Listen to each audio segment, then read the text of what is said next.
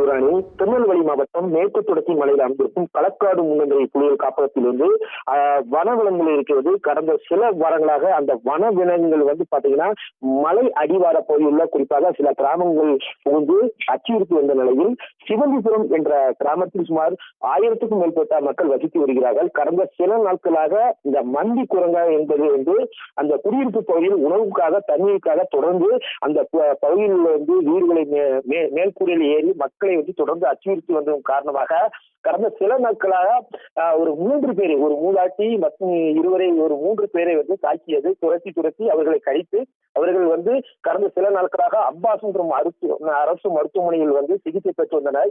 நேற்று இதை குறித்து நம் நியூஸ் 7 செய்திகளை நேற்று வெளியிட்டோம்.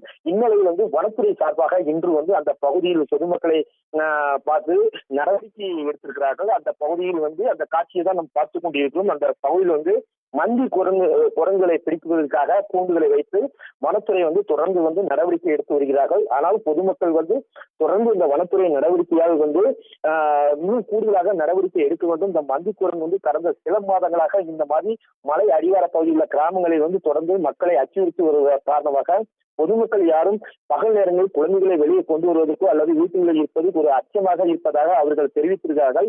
தொடர்ந்து வனத்துறை இதை கண்காணித்து உரிய நடவடிக்கை எடுக்க வேண்டும் என்று அவர்கள் தெரிவித்திருக்கிறார்கள். யுவராணி.